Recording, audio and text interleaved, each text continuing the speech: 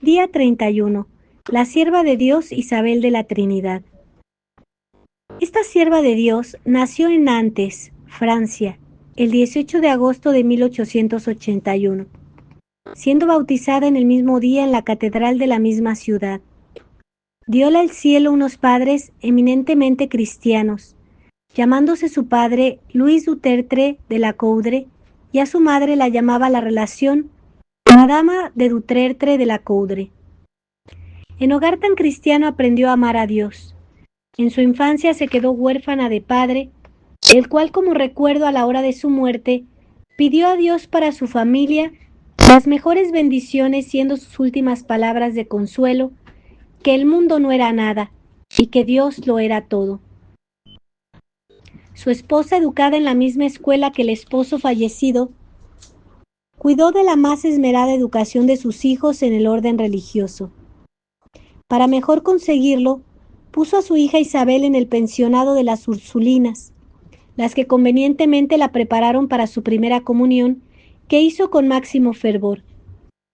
Isabel se dio perfecta cuenta de su orfandad, por lo que los años de su formación intelectual los aprovechó intensamente, saliendo del colegio perfectamente preparada para las luchas de la vida, lo mismo en la parte cultural que religiosa. A la par que era sencilla, era sumamente caritativa con los pobres y desgraciados. Terminados los años escolares, su madre se retira al campo y su método de vida es eminentemente cristiana, ocupando las primeras horas de la mañana en oír la Santa Misa, lectura espiritual y otros actos similares. Regresan a Nantes en 1900 y al cumplir los 20 años intensifica su vida de piedad y de vida interior, anhelando por todos los medios ser una copia exacta de Jesús crucificado. Como medio de mejor conseguirlo, se entrega a penitencias rigurosas y a inventar medios de mayor mortificación. Restringe las horas de sueño con el fin de tener más tiempo para dedicarse a los actos de piedad y de oración. A sus 24 años, se pone en comunicación con la priora de las Carmelitas Descalzas de su ciudad natal, la cual le da oportunos consejos cómo ha de portarse en sus penitencias externas y medios de manifestarse. Al cumplir los 27 años, tiene la dicha de ser admitida en el Carmelo de Nantes, efectuándose su ingreso el 27 de abril, habiendo antes sido acompañada por su buena madre en la recepción de la Sagrada Comunión. Al ingresar dejó consignado su fin, en poco tiempo recorrer el camino de una larga vida. La priora de Nantes, al ver a su postulante tan semejante a la venerable Isabel de la Trinidad del convento de Dijon, quiso que se llamara como ella. La impresión que causó la postulante a la comunidad la plasmaron diciendo que había nacido para carmelita. Desde el primer momento se abrazó a la más estricta observancia de las leyes y se le vio silenciosa, recogida y desasida de todo, aun de los libros de devoción y piedad. Su modelo a imitar era Cristo pobre, y aunque su posición en el siglo era más que desahogada, a todo renunció, aun al agradecimiento que hubiera tenido de las personas a quienes ella graciosamente habría socorrido o podía socorrer. Decía: el pobre está libre para el amor. Este espíritu de muerte a todo lo sensible presidió todos sus actos, y deseando conseguir la felicidad, no encontró otro medio que pensar en la gloria que la Santísima Trinidad halla en sí misma, y que nada le puede estorbar. Se confiaba en el amor inmenso de Dios, pensaba en el buen Jesús que llevaba en su corazón, en la Santísima Virgen que era su madre y la mejor de todas las madres. Pensaba en las delicias que le esperaban en el cielo y pensaba que en su nuevo estado podía salvar muchas almas. Desde su noviciado consideró el rezo del oficio divino con el mayor respeto y las ceremonias que al mismo se referían observaba con la mayor fidelidad y exactitud. En mortificar su amor propio puso una diligencia de santa, por lo que nunca se disculpaba, aunque le achacasen defectos que no había cometido.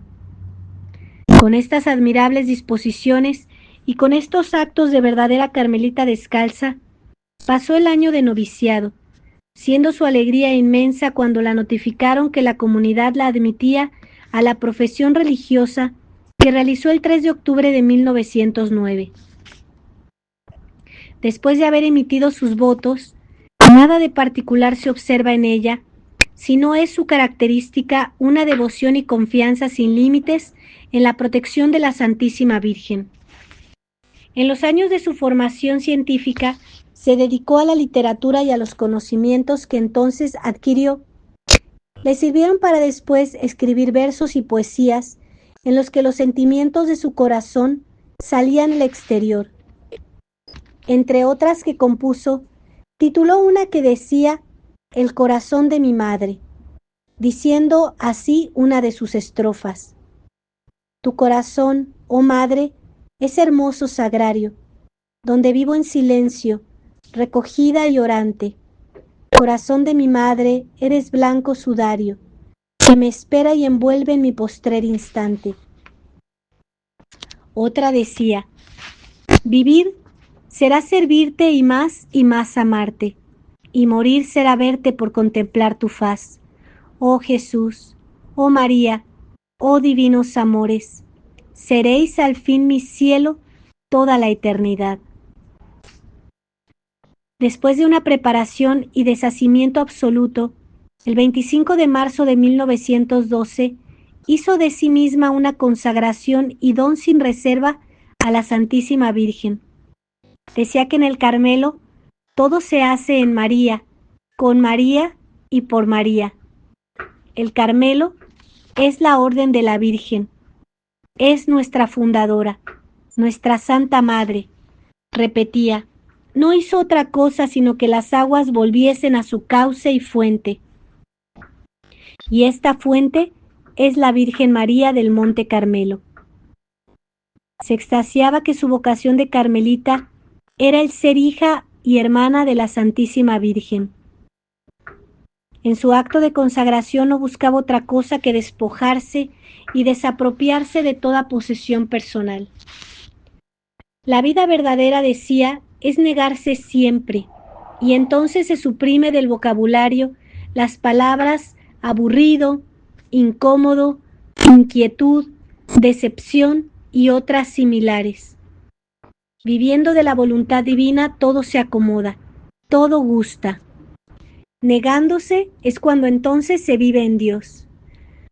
En 1914 la nombraron maestra de novicias, causándola sorpresa y asombro, pero cumpliendo con la obediencia instruye a sus jóvenes novicias en lo que constituye el sello de una verdadera carmelita descalza. Amplio y recogido silencio, sencillez grave que brota todo y espontáneamente de un alma que vive a fondo el punto de la regla que dice, velad en oración. Tenía como principio que por la adquisición de las virtudes es por donde el alma religiosa debe hacerse agradable a Dios. Celebró el convento las elecciones para priora en 1915, saliendo elegida para el oficio la Madre Isabel de la Santísima Trinidad. Si la elección la anonadó, supo sobreponerse, y la que siempre había sabido obedecer, supo después gobernar. Ocupó el primer puesto para estar perennemente al servicio de sus hijas. El oficio de que la invistieron le daba derecho a hablar, a enseñar, a mandar, a reprender y siempre a bendecir. En el Carmelo las monjas llaman a la priora Nuestra Madre. En su corazón depositan las religiosas sus secretos y confidencias con una sencillez y abandono que no tendrían si no pudieran darle tan dulce nombre. Solía decir que si las monjas buscan a la priora y no la encuentran en sus necesidades, podían con todo derecho gemir con aquellas palabras de la Escritura. He llamado para pedir pan y nadie se ha levantado para dármelo. Las pláticas y exhortaciones que dirigía a sus monjas eran todas de alta perfección. Hablándolas de la gracia de la vocación al Carmelo, las decía: el Carmelo es Dios, Dios solo, Dios conocido, Dios amado, Dios servido, Dios vivido. Todo en torno a la Carmelita le grita: el Maestro reina aquí, Dios está aquí. La Carmelita está hecha para orar como el pájaro para volar. Si los conventos no se apoyan sobre el fundamento de la oración, dejan de ser Carmelos. Para conservar su alma habitualmente ocupada en Dios, se sirve de todos los medios que pueden retener cautivo el pensamiento. Cuando tiene que acudir al locutorio a recibir visitas, saluda a los ángeles de las personas que le hablan. Si trabaja, se vuelve hacia el sagrario y conversa con Jesús, allí por su amor escondido, y en una palabra se habitúa a todas las prácticas que la pueden excitar al recogimiento y a la presencia de Dios. Decía ella por experiencia: la vida divina y su efusión en el alma está subordinada a estas 1000 pequeñas prácticas y a esta fidelidad de cosas pequeñas. Sabe de las arideces y sequedades del alma, mas por eso mismo es mucho más generosa para esperar a aquel que parece ocultarse a su amor. La prueba no la abate, sino que se hace sentir más su flaqueza y por esto adherirse más íntimamente a Dios. No desea distracciones que recrean su pensamiento.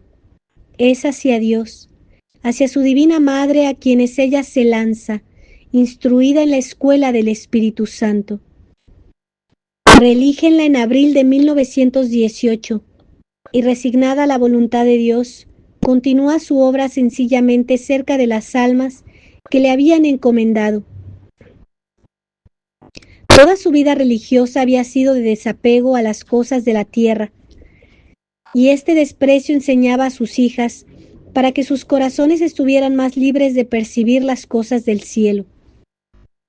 En uno de los últimos capítulos que tuvo antes de morir, decía a sus monjas: dad la vuelta a la celda.